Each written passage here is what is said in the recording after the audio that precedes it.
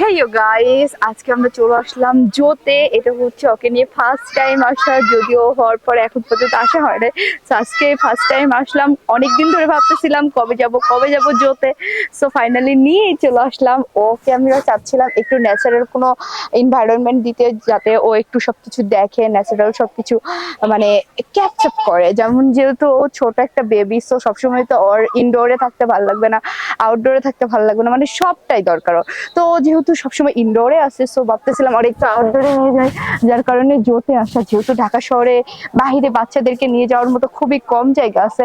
So আমি যেটা মনে করি যে এগুলোতে যদি সপ্তাহে একবার করে হলে, মাসে অন্তপক্ষে একবার করে হলেও যদি এগুলোতে বাচ্চাদেরকে আনা যায়, সো তাদের জন্য অনেক ভালো হয়। তারা অনেক কিছু শিখতে পারে, অনেক কিছু জানতে পারে, অনেক কিছু দেখতে পারে। টিভিতে দেখা, স্ক্রিনে দেখা আর হচ্ছে, হ্যাঁ বাবা, আর বাস্তবে দেখার মধ্যে অনেক পার্থক্য আছে।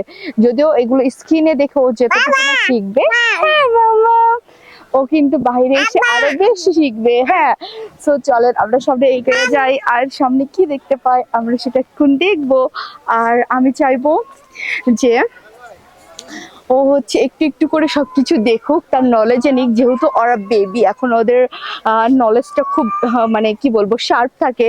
একটুতে তারা হচ্ছে শেখার চেষ্টা করে, বা ওদের এখন শেখার আগ্রহটা বেশি। যার কারণে ওদেরকে যত এইসব ন্যাচারাল মানে পরিবেশে নিয়ে আসা যাবে, তত ওরা দেখবেন যে আরো অনেক কিছু শিখবে, ওরা জানবে, বুঝবে। আমরাও তো আর একদিনে সবকিছু শিখে যাই নাই ভাই।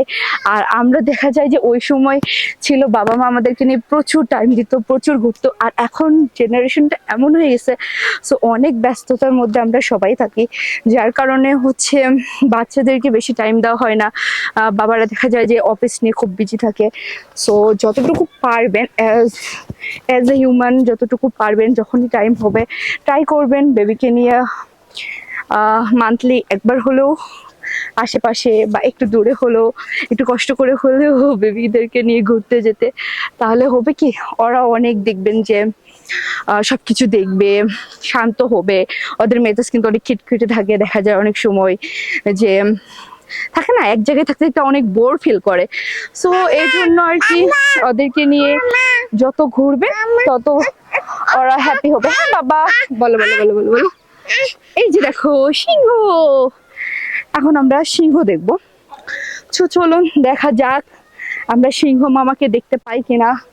এখন পর্যন্ত পাই নাই, সো আই থিঙ্ক সিংহ মামাকে দেখতে পাবো। সো যাই। এই যে দেখো চলে আসছি, সিংহ মামা ঘুমাচ্ছে। দেখো মামা, সিংহ মামা ঘুমাচ্ছে। ও কিন্তু এগুলো অনেক সময় স্ক্রিনে দেখেই থাকে, যেহেতু আমরা ওকে মাঝে মধ্যে স্ক্রিন টাইম করে দিই।